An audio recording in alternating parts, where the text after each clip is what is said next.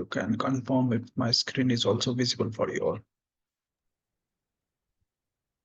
Yes. Yes, Rajiv.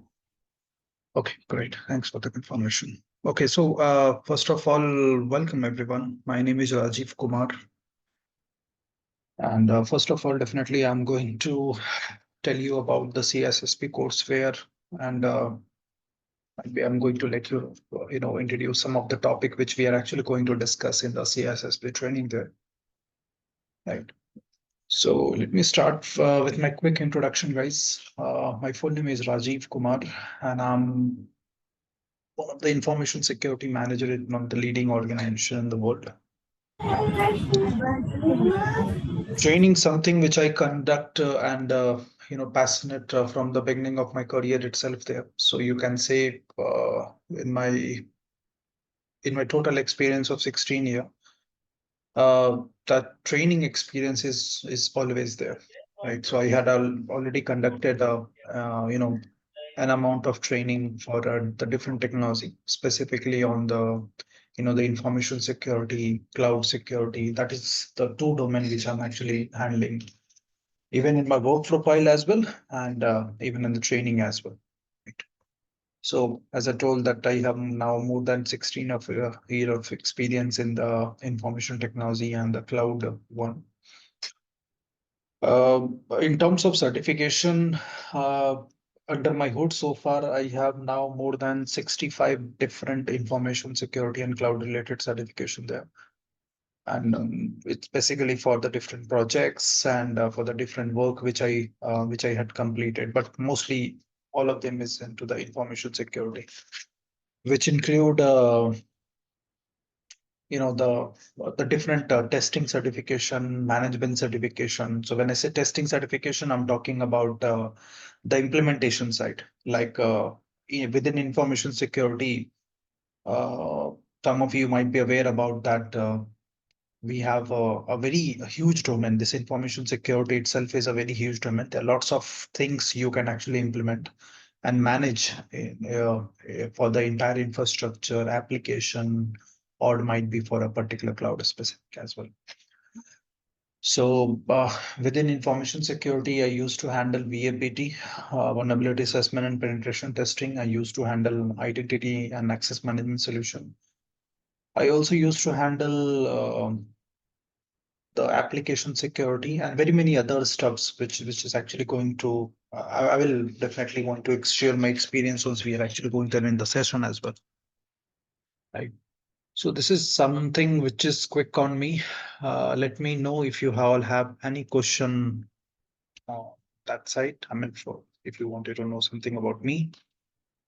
Otherwise, I will quickly run you through with the content which we are actually going to cover, and definitely what I mean, few of the uh, attractive demonstration or understanding of the content itself. I will explain here.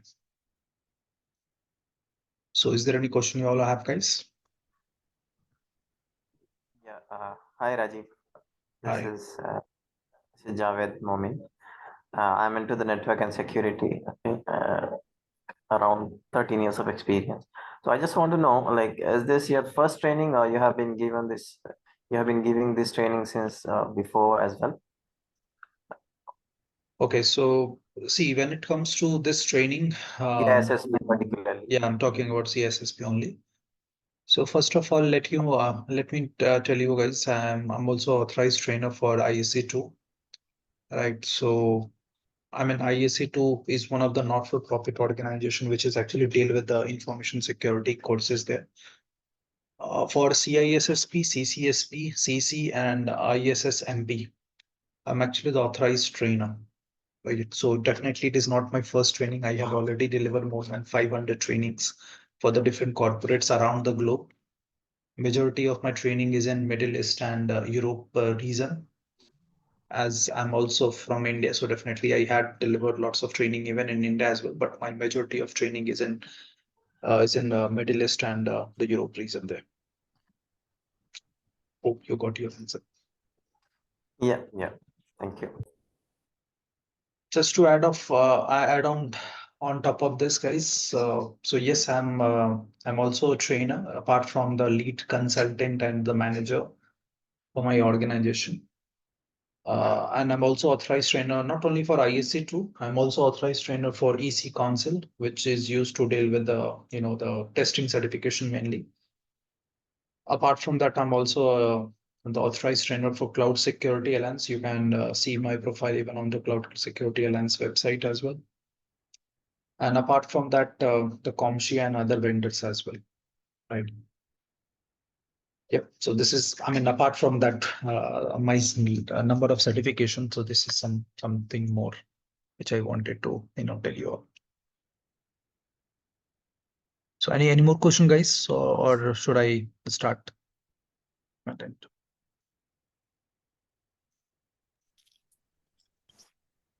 Hey Rajiv, Diljit here. Hi, Diljit. Hi, Rajiv. I just wanted to know, along with this course, what kind of materials you are sharing? Like, will you have the authorized materials and the mind maps and etc.? Yeah, so apart from, I mean, definitely within the training, I will be sharing you all the official training materials. Like first of all, definitely the book, official book there, where you will be actually going to have all the domains listed there, and definitely the explanation on this domain as well.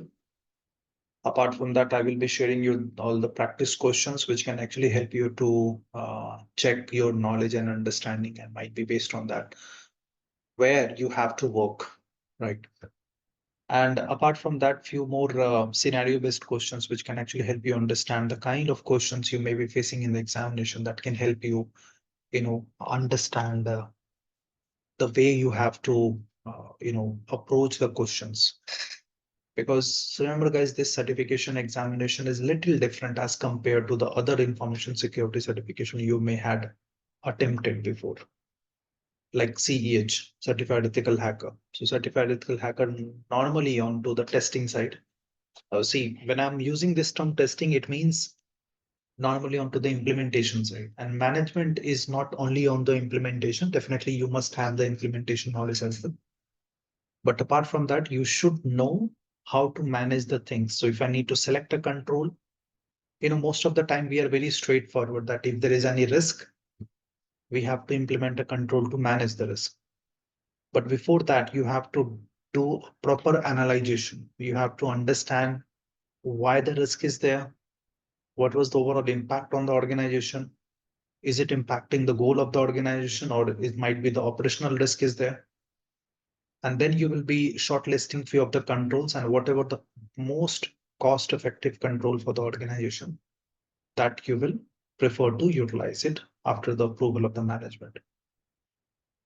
So in the CISSP, we will be actually talking about all these management stuff. So it's not only about the selection and the implementation, but also this entire selection process around that. What are the other key things you have to take care? Like the management approval, demonstration of your solution, so they can approve that solution. If you can't convince your management, definitely there is a complete possibility that you may not be able to adapt that solution for the organization. So there's so many things actually going to come into the picture from the CISSP point of view. You have to understand all these key things, right? So why I told that it is little different as compared to the other certification, because the kind of questions you will be facing in the examination is going to be scenario based. And the scenario is not going to be a technical. There could be a imaginary scenario given there, like you may be working as a cyber security manager or CISO of the organization, and you have to select the best possible solution there. And most of the time, the solutions are going to be very much accurate. So there is a complete possibility more than two solutions are very much accurate there. But as per the situation given there in the question, you need to understand the situation, and then you have to pick one of the best solution there. Now, remember one more thing, this examination is a CAT-based examination, and that is also making it little different as compared to the other certifications. So CAT means computerized adaptive test. So it will automatically adapt the difficulty level of the questions as per your response. So IEC2 is having a very huge bulk of questions there, which is actually categorized into different category, like the low difficulty level, medium difficulty level, high difficulty level. So that difficulty level will change as per your response there. And that is also making it little challenging. I can't say it is tough examination, but definitely it is going to be little challenging as compared to other. So if your concept is clear on that topic, nothing is going to stop you. But if there is any doubt, then you may be going to check. I mean, maybe going to feel that the questions are very difficult there. Right. So I hope you got your answer. What materials you will be getting from my side, guys, right? Yeah. Hi, Rajiv, Anji here. Yes. So, yeah, I can tell you one thing. So, yeah, what you said is right. So, I actually, I planned for this way, like for 3 months, right? I did CC, then I did CCSK, then I did version 4, and then CISM within three to 4 months time, or CISM I cracked within a month time with Santosh. But then I prepared, I think same concept, everything is same. I think terminology is a bit different. I even helped to, a few friends which I have experience in as a managers, but I was like more of a tech guy at that point in time. I took dual. They give normally that peace of mind thing, right? So I took it, and I thought I can clear. I have all the knowledge. I went through more than what I do in CSM, but in the end, right? So I was not able to manage time. It went up to 157th question, and whereas my friends told me if it is starting at 135, I think I'm okay. Otherwise, 157th question probably it may continue up to 175, and then I may pass. But in reality, I failed. So when I noticed that, I think terminology and also it's not only manager mindset, you have to know technology as well. I see that. I think I've seen your LinkedIn profile too, and I heard from few friends. I think you have the knowledge, but how are you like in terms of in your training, right? Are you going to cover only outline of whatever I see to give because you're authorized trainer, or is it like you cover everything, like all the concepts? So what we need to also understand here that no matter how much preparation you will do, right, it's not going to be possible that anyone can cover the entire content which is actually given in the book, right? Right. So when you say the entire content, I'm actually assuming that you're talking about the book itself there, right? Correct. Yeah, CyberX or But CBT, whatever. yeah, Yeah. but what we have to also understand that there is an outline given there by IC2 itself for the course. Okay, and that outline, if you can understand, that is more than enough. So when I say outline, it means like, let's suppose talk about the first domain. So in the first domain, they mention about the risk concept, you must be aware about risk analysis, you should be aware about. So at least if you're aware about those concepts, you are good to go for the examination. Because as I told, see, in ISC2, guys, we have 8 different domains, 8 different knowledge area. And each of the knowledge area, some of us from in our career basically expert in that. Like some of you are in the network, right? So there is a network domain we have in the CISSP. Within a month or 2 months or 3 months, some of you may had actually taken a good amount of time in the network if you are actually working in the network area. So even in the network also, there are lots of enhancement, lots of changes is actually happening. Previously, we were doing the hardware-based networking. Now we have the software-based network solutions there with the help of SD-WAN and others. What I'm trying to say that no one can be expert, and no matter how much you will spend the time. So what we have to do here, we need to do a targeted preparation. We need to understand that what topics is actually the core part of that particular domain. If you can understand that particular concept, you don't have to invest, might be the 3 or 4 months to prepare the entirely, right? So I will definitely not going to cover the entire book there, but whatever is needed to help you understand the concept, that is the first goal. And second thing, if you can understand the concept, definitely you can solve the questions as well there. It means I can also help you to prepare for the examination as well.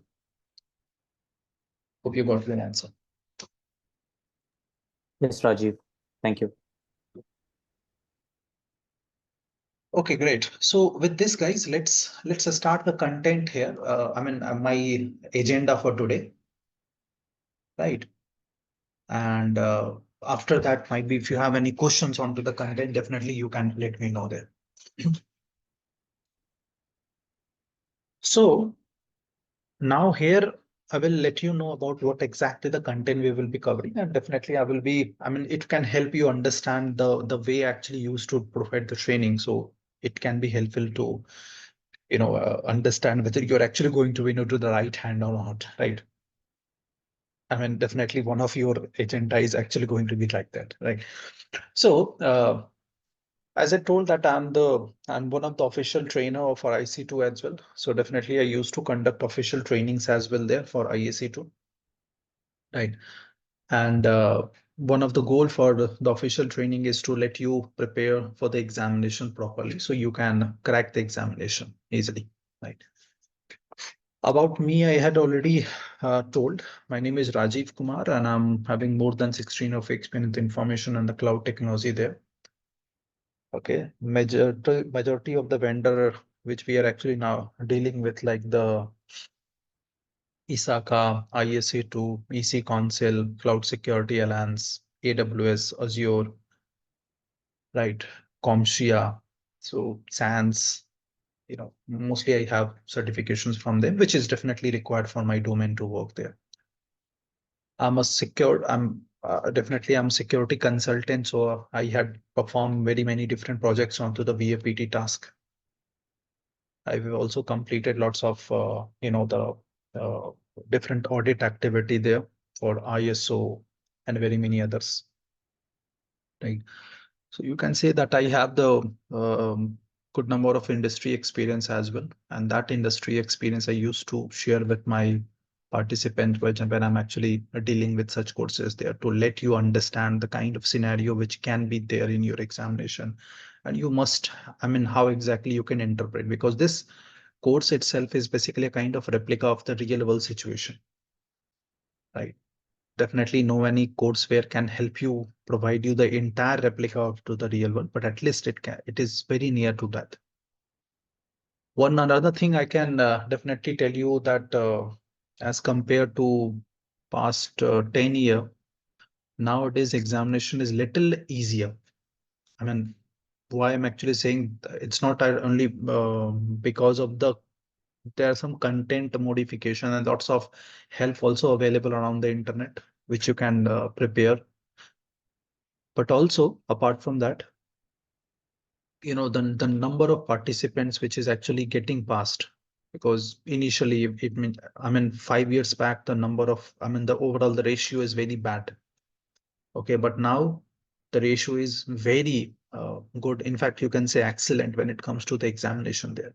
It is still, we can't say it is one of the easier examination. It's one of the challenging examination, I must say. As I told, I can't say that it is tough examination, but it is going to be challenging, specifically if you don't have the experience on that particular topic there. And that is where I'm actually going to come into the picture, to provide you the enough knowledge and experience to help you understand the questions and provide the answer as well there for the same. Now, what we are going to cover.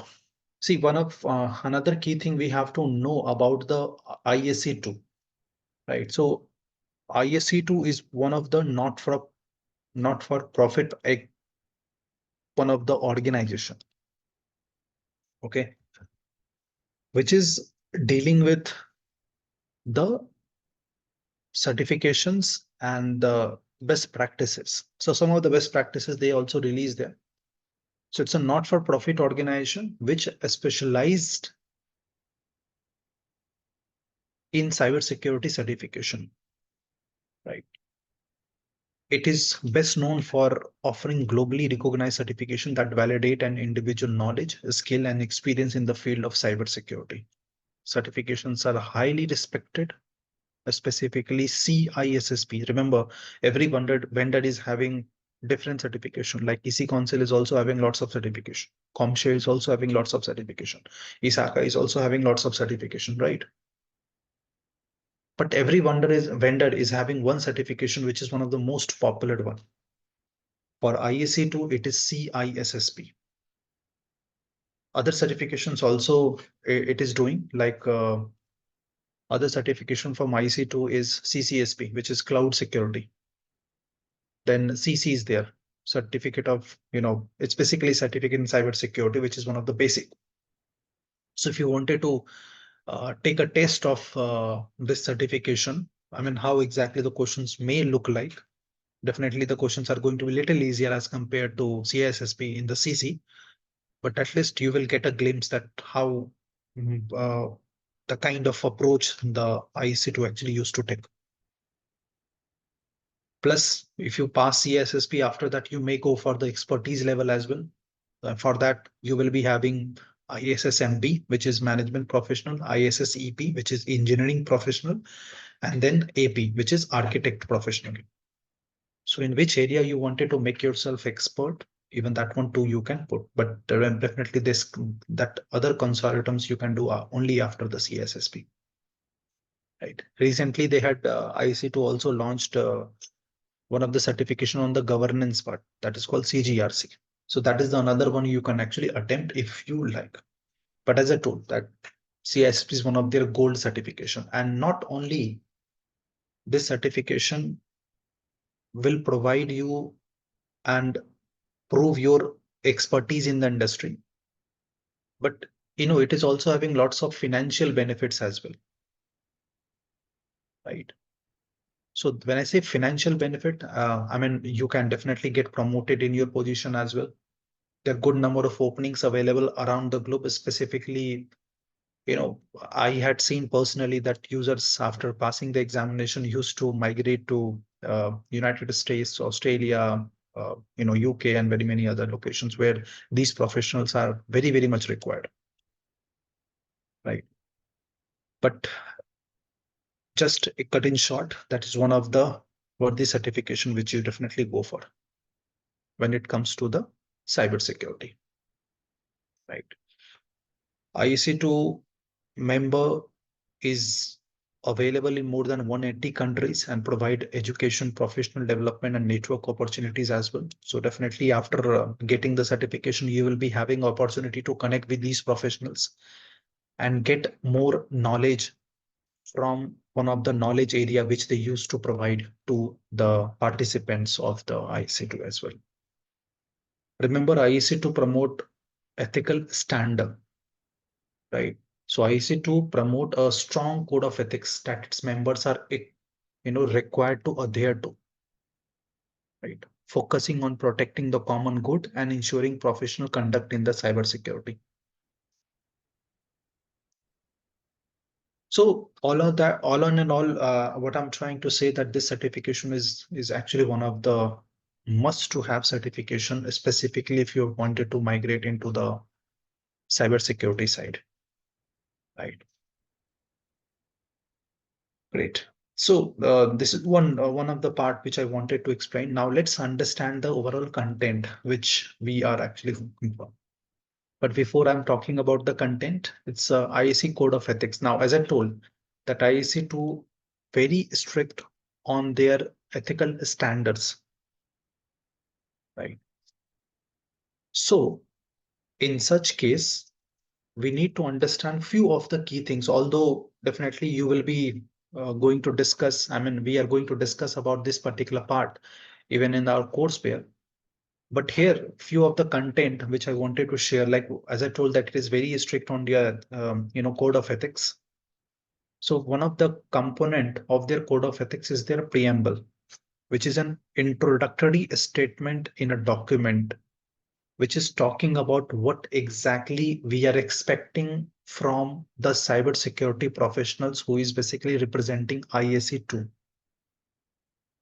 So the safety and welfare of the society and the common good, that is one of the principle which IEC2 uphold, and definitely they want their professional members to follow the same thing. Apart from that, it is also having their ethics canons, which is talking about the protecting society, common good, necessary public trust and confidence. As a professional, we need to act honorably, honestly, justly, responsibly, and legally, and definitely provide the diligent and competitive service to the principal. And with the professional knowledge, we can actually advance and protect the professions over and on as well. So these are some of the key things which you always have to follow. Otherwise, now why exactly I'm discussing these things here? Because if you don't follow these, there is a complete possibility IAC2 will seize your certification even after gaining that one. If they find anything, any issue from your side, let's suppose you had given the examination and then you're actually discussing those questions to your friend, and somehow if IAC2 came to know, right, and they have the necessary evidence, so these, they actually take a very strict actions. In fact, in the past, I had seen multiple people whom certification actually got seized by the IAC2, and they also got banned for the 5 year for taking the examination there. Right. In fact, I must say that all of the certification you may have seen that you can do from your home as well. Right. This is the only certification which you can't do from your home. For that, you have to go to the IAC2 authorized center. Remember, Pearson is responsible for doing the testing for this certification, but only few IAC2 authorized Pearson center is authorized to do this examination there. So that's the reason you rarely see that some centers are very easily available for the IAC2 around you. And even if you're trying to book the examination, you may have to take dates in advance. So you can say that when it comes to the ethical certification, this CISSP is still able to maintain, but for others, I can still say that there are lots of fraudulent activity which we had seen for the other vendors, but for IAC2, it is very rare. In fact, they tried during the COVID time to conduct the certification online, but because of the fraudulent activity seen, they had to stop and they never came back again. So that is also one of the reason I must say that this certification is must to have in your hood if you are actually in the cybersecurity and wanted to promote yourself. Coming to the topic, guys. So what we will be discussing in the entire course. So in the entire course, we are going to discuss these 8 different domains.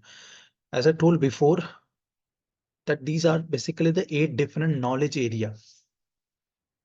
Right. And if you can see the names which is given here, each of the domains is specific talking about one expertise level.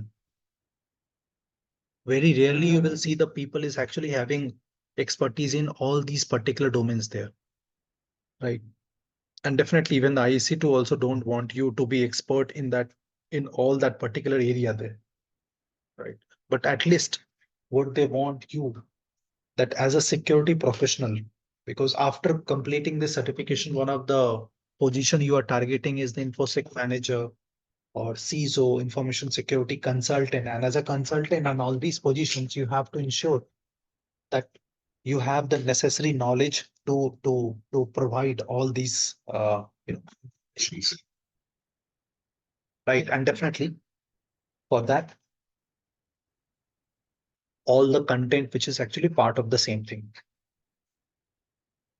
So in our discussion, we will be going to do discussion over the domain first. Now, this domain is actually very important there.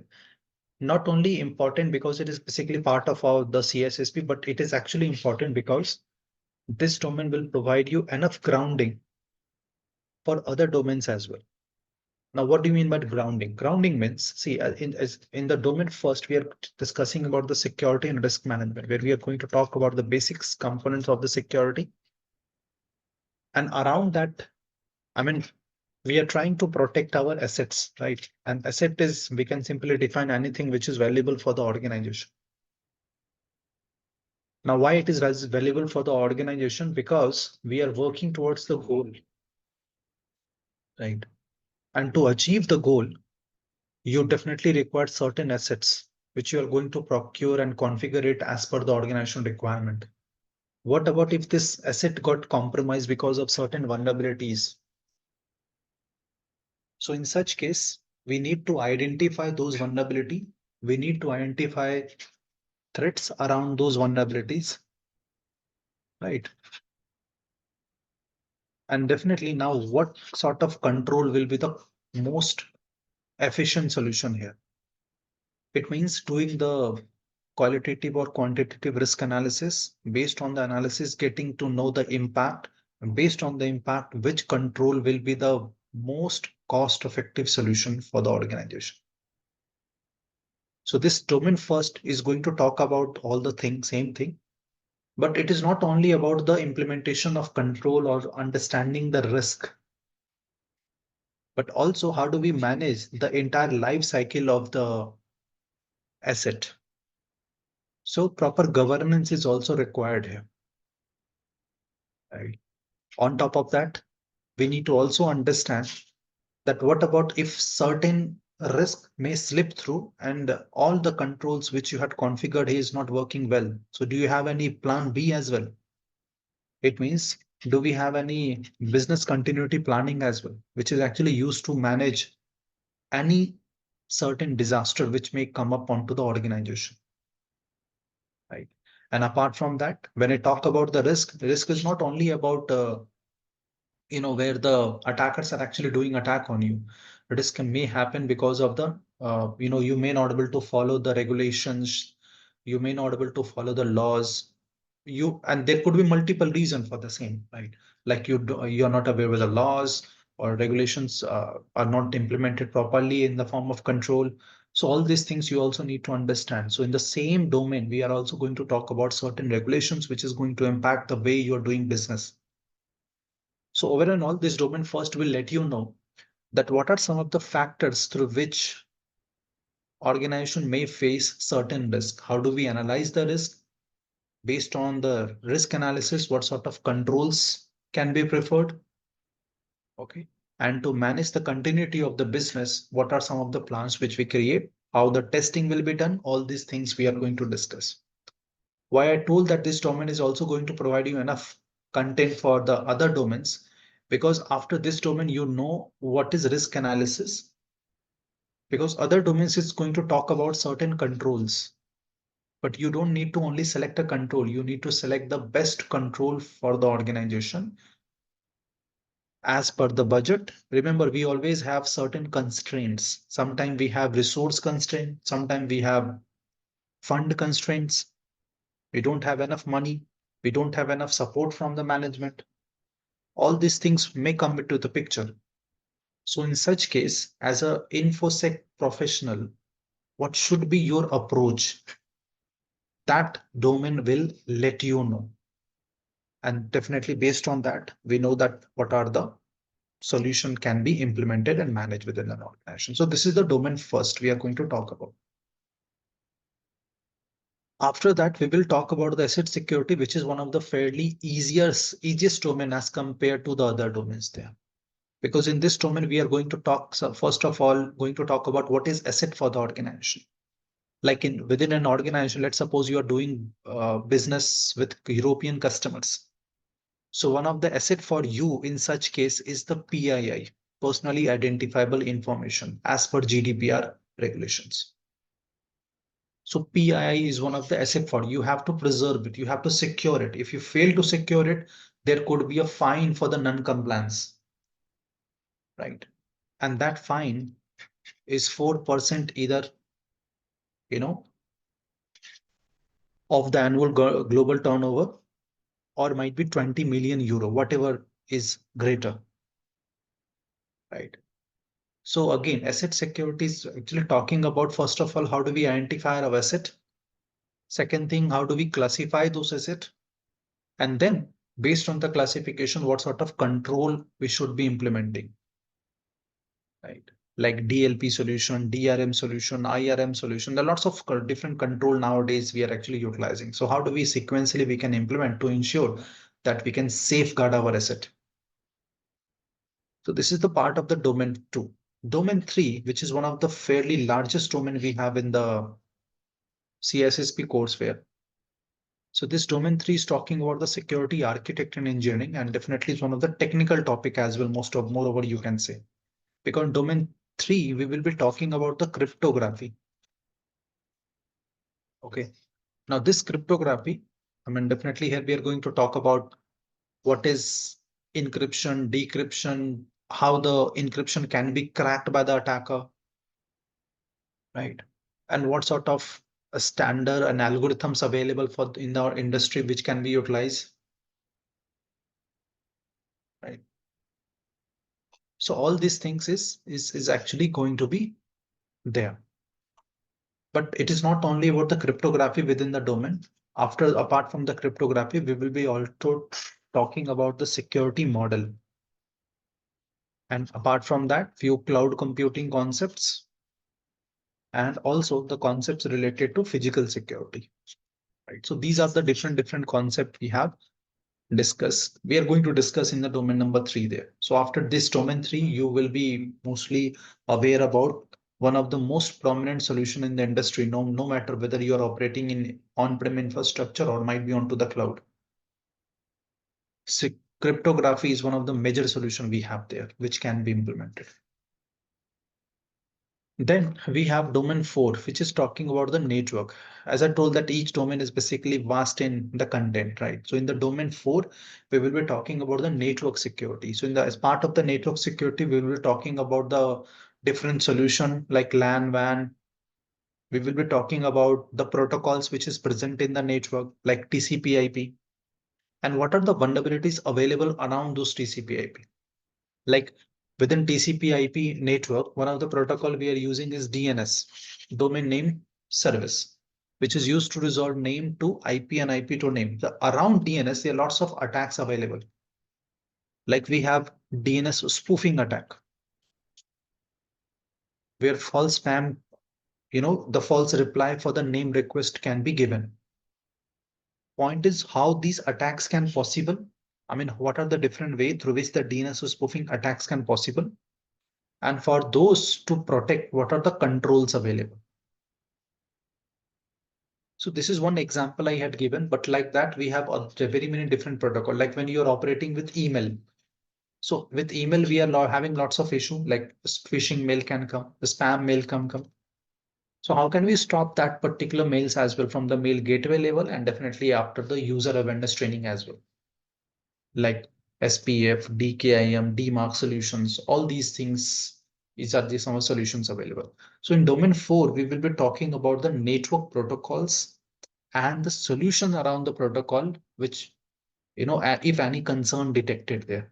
Like another example we can take, if you are transferring any data using HTTP protocol, so definitely it can be sniffed very easily by the attacker.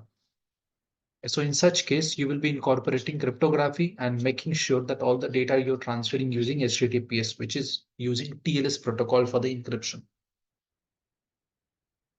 So it will help you understand that what are the different sort of network attacks can possible and why exactly. As I told that vulnerabilities are actually issues can possible. So for that issue to mitigate, what are the controls available? Then we have domain 5, one of the most, in fact, I can say required domain in current in the current time for all the organization, identity and access management solution. I must say that most of the organizations are actually investing a huge money on that particular domain nowadays. Products like SailPoint, Okta, there are lots of good solutions available in the market which you can utilize. The point is, are you aware about the identity and access management attacks? I mean, one of the protocol you might be utilizing for the identity solution is Kerberos. So Kerberos is what? Is one of the identity authentication protocol. Now, when we are doing authentication around Kerberos, there are lots of attack possible. Like few of the attacks I can name it here. Like one of the attack is called as ASREP roasting. Right. Another is Kerberosting. Okay. Another is ACL related issue. So the point is, if I'm implementing any protocol, first of all, are you aware about the concerns around this protocol? Okay, and to tackle it, what are the controls available? Nowadays, we are also relying on SAML, SAML, OAuth, OpenID. There's so many different good protocols, and definitely based on the industry you're actually utilizing, can be utilized. Plus, do you know the processes, how the identity will be provisioned in the organization? So the entire process we need to understand. So we know that the moment when you hired for the organization, what are the process can be utilized, like who will be procuring, how the identity will be created, how it will be managed, all these things we are going to discuss as part of this identity and access management solution there. But as I told that based on which protocol you're using, there are lots of concerns. Like if I'm talking about the identity solution, brute force possible, right? Phishing attack possible through which your identity can be compromised. Password spraying is possible. So there are lots of different attacks through which the identity can be compromised. So first of all, understanding of those attacks and then controls which can be implemented to mitigate the risk. See, as a consultant, what the organization wants from you, provide the best consulting so they can mitigate their risk, mitigate the risk to your appetite level. So understanding the risk profile of the organization and making sure that you are suggesting the best cost-effective control to manage the risk to their appetite level. That is what the organization requirement is. And if you can do that, organization is definitely going to be more than happy here. After this, the domain 6 is so far up from domain 1 to 5, we are talking about the concerns and the control. Now in domain 6, we are also going to talk about the testing of that control, where we should understand that is my control is still efficient, because based on the effectivity you had selected the control, but is it still efficient? It's like you implemented the antivirus. Antivirus is one of the most effective solution against the virus attack. But if you don't update it, it is not efficient there. So to maintain the efficiency, you have to do the maintenance as well there.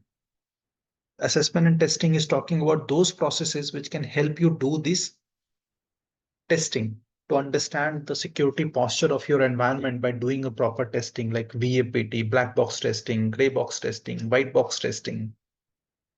And what are the process? So the moment when you are working on some RFP, request for proposal from the organization, and the moment when you have to submit some documentation to get the work done and present it properly to the organization, all these things basically we will discuss under the assessment and testing. Plus, what are the tools can be utilized by the attacker? What tools can be utilized by you as a defender? What are the different groups like red team, blue team, purple team? What are their operational work? All these things is actually discussed in the domain number 6 here. So after the testing, we will move on to the operational activity as well. We will understand that how can we maintain the operational activity within an organization. I mean, let's take an example. You have been hired as a database administrator. So is it okay for as an organization that I should provide you all the rights over the database? No, right? I mean, nowadays we always follow the least need to know and least privilege. I mean, overall, you have to make sure that only the relevant privilege is given there to the user through which the work can be done. So in the security operation, we are talking about those operational activity which can help us limit the exposure of our asset to the attacker. And while doing that, you also need to understand that how incident can possible and what are the incident management policy and how the incident management policy with the help of different tools like the SIM, EDR, XDR, firewall, we can effectively manage the risk within an organization. And apart from that, we will be also talking about some ethics and culture within the society, which we have to maintain. And definitely apart from that, we have a domain 8, which is talking about the software development security, which is talking about how do we develop the application? What are the application-based attacks like SQL injection, cross-site scripting, and how do we tackle those attacks, right? So at the code level and at the tool level, what are the controls available which can actually help you to manage those risks there? So all these discussion we will do as part of the domain number 8. So if you can see now here that the entire topic, whichever normally we cover in the information security, is actually part of the CISSP, right? Which can help you to get prepared and not only prepare for the examination only, but also for your work there based on the content. So any question guys here on the domains, anything which is confusing for you all here? So for this domains that you have mentioned, are we going to cover any lab exercises for specific tools we are going to use for each of these domains or specific domains? First question. And second is, you have mentioned about a lot about attacks, attack methods and things. So are we going to cover about CTI part also in this in detail? Okay, so first of all, coming to your first question, we're talking about the tools. Can we utilize certain tools? See, although as part of the exam syllabus, okay, and as part of the content, we don't need to know any of the tools there. Okay, because exam objective is not actually focusing on the tools. Remember, it is a management certification. It means as a manager, as a professional, how exactly you will be managing security within an organization. That's what exactly this course is trying to cover. But to give an exposure of certain things, I will be utilizing certain tools based on what I'm actually discussing. So let's suppose I'm discussing about the black box testing. So within black box testing, what approach normally the attacker may utilize? Like how they gather information from the internet about you. So might be the OSINT technique, open source intelligence, that I may demonstrate with the help of certain tools there. Okay, so which tool? It depends on what lab I'm actually doing. I will do that. But Right. remember, guys, it's not going to be a part of your examination. It means you don't need to be hands-on on that particular tool. It just to impart the knowledge, I will be utilizing it. Second question, are we covering any CTIA part as well there? Yes, we may, because definitely few domains are actually talking about the same, specifically domain number 7. We're talking about the incident. So while you're managing the incident, one of the approach nowadays organizations are following is to gather intelligence about the threats from the different platforms. There are lots of good platforms are available, which is openly available, which you can register, like Alien Vault is having their OTX platform, Open Threat Exchange, and very many different platforms are also there. Like Cisco is also having Cisco Telos. So we will talk about those, that what are the indicator of compromise IOCs are there, how generally the IOCs can be developed. We will not go into the hands-on level because ISU development itself is a very unique activity. But at least I will give you the glimpse that what exactly normally the process we follow when it comes to the threat intel. Okay, I hope Right. you got your answer. Yep. Thanks a lot. Yeah. Rajiv, I have a query. Means how much content is covered in CISM? Because I'm doing a CISM preparation as well with Santosh. So is domain one is covered under there or more CSSP Okay, is so covered? definitely domain 1 is little part is covered in the CISM, because there is a topic. In fact, there is one domain we have in CISM. In fact, first domain you can say on the governance and when the risk management. So yes, you can say the domain first is very much covered in the CISM. So that is not going to create a big difference then. I mean, definitely if you had already aware about, then you are in a good track. But for other domains, it's not so much covered, because other domains, like one of the domains we have onto the information security program. So that information security program is talking about the different sort of controls, like physical control, technical control, logical and administrative control, and then the control actions like preventive, detective, deterrent, all this. So we have discussed here as well, but with certain examples so you can actually understand. So moreover, you can say that if you are covering the CISSP, you are very much going to be okay with the CISM as well. But if you are done with CISM, then it is not possible to complete the CISSP, because CISSP is moreover technicals as well. There are lots of technical terms you will be getting here, which is very rarely you will see in the CISM, although going to be there, but with a different manner. Thanks. Okay. Yeah.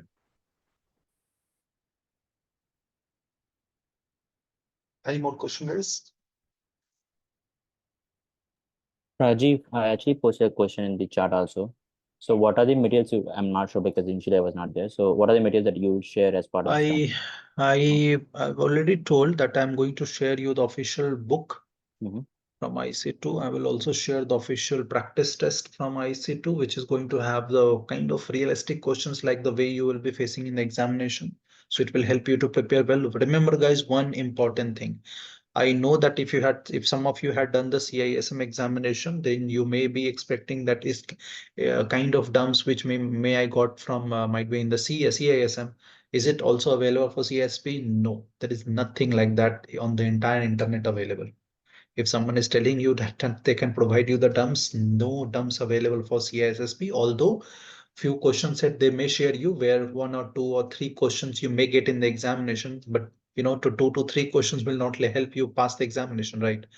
Because for passing the examination, remember in the examination, the minimum number of questions you will be facing is 125, and the maximum number of questions you will be getting is updated one. Sorry, this updated one minimum is 100 and maximum you will be getting the 150 questions. Okay. And you need to secure 70% to pass the examination. So definitely 2 to 3 questions are not going to help you. So here there's no terms available, but I will try to share all those relevant materials and questions through which you can practice well, and you'll crack the examination. Also, do you support till we take exam like Yeah, for WhatsApp that group? I used to create a WhatsApp group and discuss with the participants. So that will be there. Okay. And those would be enough, right, Rajiv? Those material that you provide would be enough for the preparation. Yes, see, Passing the different exam. as I told that yes, the official materials I will share, but apart from that, I have also created few of my custom question set, which can actually help you to prepare for the examination well, right? So yes, after that is going to be more than enough to crack the examination. All you require are targeted preparation. That's it. Rajiv, total how many questions do we get in the exam? Minimum 100. Remember, it's a CAT-based examination, and to preserve the integrity of the examination, IAC used to follow this practice that let's suppose you completed your 100th questions and Okay. you already achieved 70% to pass the examination. They will stop the examination there only. So you cannot see the other questions to preserve the integrity of the examination. But let's suppose that till 110 you didn't got any something. I mean, you are not achieved 70%. So you may see all 150 questions as well. But yes, there is one more possibility can be there. Let's suppose you achieved, I mean, till 100, you might achieved only 30% to pass the examination, right? Only 30%. It means you still have to reach 40%, and might be even after solving next 50 question, you cannot achieve 70%. Okay. So in this case also, they will stop your examination, right? So they will simply check if you achieve 70%, okay, done. You can collect your, you can say passing score, and then you can go. Right. So 70% is basically to achieve, I mean, to pass the examination here. Remember, the duration you will be having is 3 hours. So within 3 hours, you have to solve all the questions which you will be seeing there. Right. And examination language is available in English, and other languages are also there, like the Spanish, German, and Chinese. I hope most of you are actually going to take in English only, right? And as I told previously as well, it's a CAT-based examination. It means the difficulty level of the questions will automatically get adjusted as per your response. Yeah. Okay. And how much does it cost? The examination fees? Examination cost in India, if you're booking it, after adding the taxes, it is going to be around $800. Okay. But if you're booking outside, then $700.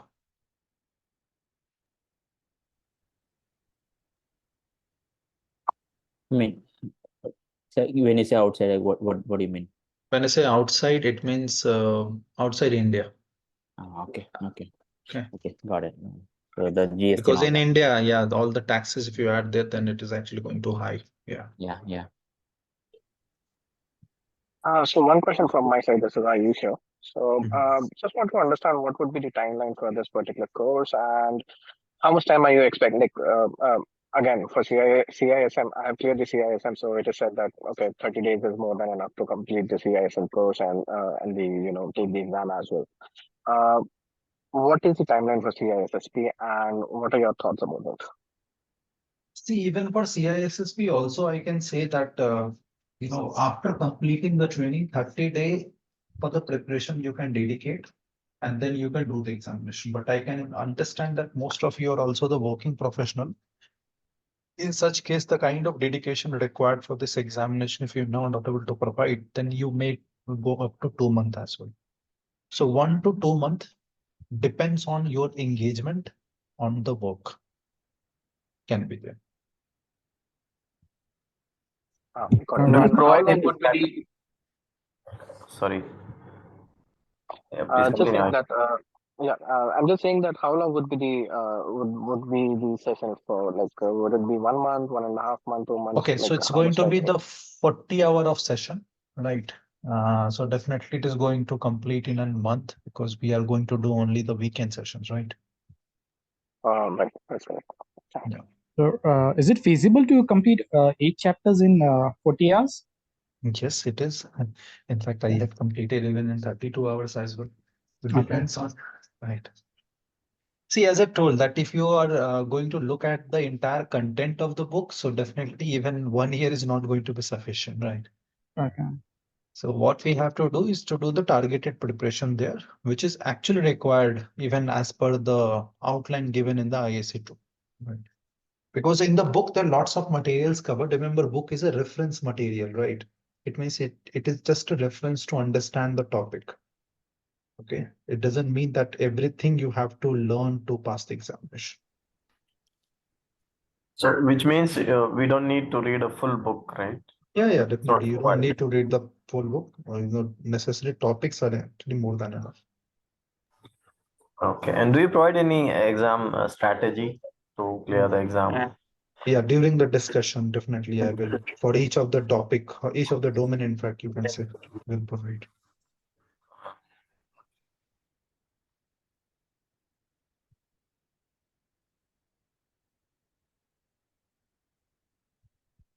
Okay.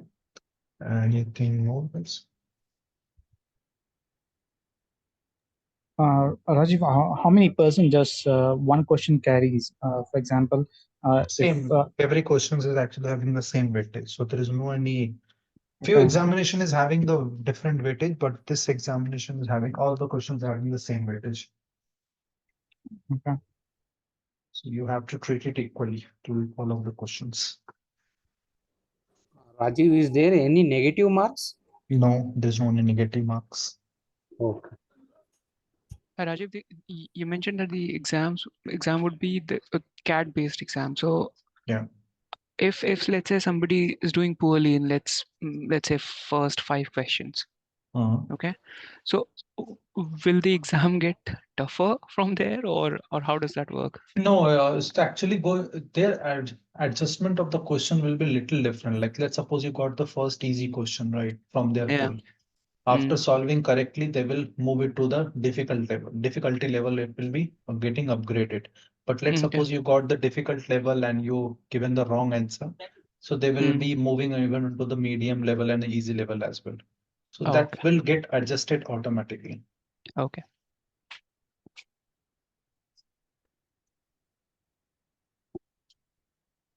Hi Rajiv, Preeti here. So during your sessions of this 40 hours, you will be solving the questions to tell us how we need to take our approach of solving these questions. I will give few examples, right? I will take some of the toughest question there, and then I will give you the examples that how exactly you should approach. First of all, you have how to read the questions. Okay, then how to pick up the keywords from the questions, and then selection of the wrong responses, and then coming to the right responses. Remember, filtering wrong responses is also one of the strategy we generally utilize in the examinations to come to the correct answer. Okay. And one more thing, as you said that these sessions will be in the weekend. and Yeah. I'm located in Qatar, Middle East, where Sunday is a working day. So I won't be able to attend the sessions on Sunday, and I'll be relying on the recordings. So in case if I'm going through the recordings and I have any questions, so will you be able to arrange any quick sessions to clear the doubt? You are not going to be on Sunday, but you will be there on Saturday, right? Yes. So that can be one of the sessions. But apart from that, definitely there is a WhatsApp group page you can create. So that one you can be part and you can ask question. And based on the number of questions I have, might be from you and others, then we can arrange a session for those. Okay.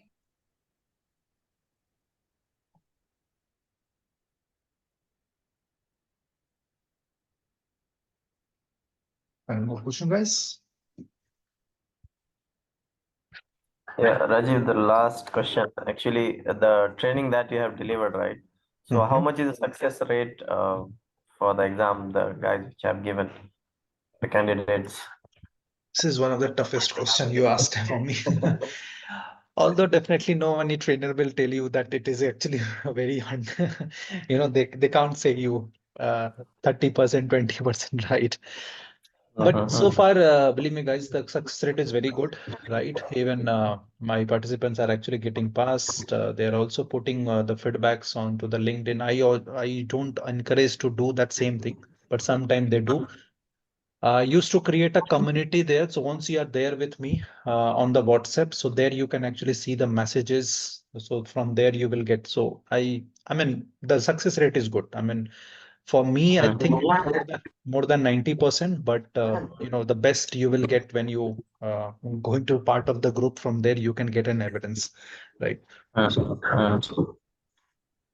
Okay, because we are like spending, putting our time, our efforts, everything, money, everything. So we should get the outcome also. That's why I'm asking. So I hope it's going to be good. Work, training, good training, Yeah. and the good content needed to be delivered from my side. Work also you have to do from your side, right? Yeah, that's true. That's true. Yeah. That's quite from our side. 100%. Okay. Thank you. Rajiv, Ayush again here. So a quick question again. So what would be the costing of this particular training that you're giving? No, that I'm not a bad person to tell you. Someone That from I the will get team. in touch with you, Santosh. Yeah. Okay. So Rajiv, did you say this would be a 10 weekends course, or sorry, or was that not clear mentioned? Yeah, so it's a 4-hour session is going to be every day. I mean, on the weekend definitely. So accordingly you can divide. Yeah. So, Okay. yeah, So 8 hours every weekend. correct. Okay. So 5 weekends then. Yeah. Okay, got it. Rajiv, Mukesh here. So, any specific number of years of experience in security domain to like qualify or to like enter? Required.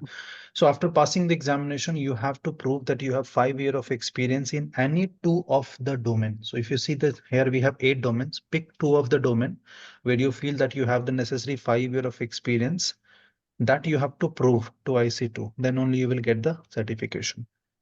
Of 1 year of waive off you can claim if you are a computer graduate, right? Or if you have any existing certification in information security like CEH, right? So then you can claim for 1 year of waive off. But the over and all 5 years of experience required in any 2 of the domain here. So that experience is required to get the certificate, but like exam can be given with the little lesser experience also. Exam, correct. Exam can like be given CSM. by anyone. Correct. Got it. Thank you. Rajiv, apart from the $800 cost for the certification, is there any additional charges to get the certification or No. to record the activity? Okay. Nothing. Only examination is the cost. Others. Okay. The way we have the CPE in CISM, that we have that in the too you CPE. have. Yeah, but that is the maintenance cost, right?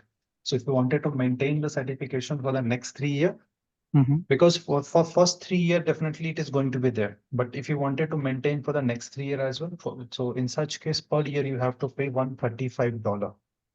It means for 3 years of life cycle, now you can just calculate, right? around $405 will come, right? Okay. And apart from that, definitely 120 CP points also you have to get. Okay.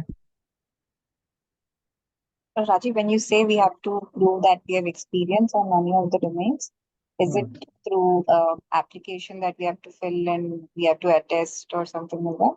No, there is a portal you will be getting after passing the examination. So in that portal, you have to fill all of your information that for which organization you worked, from which year to which year, and what was your work profile.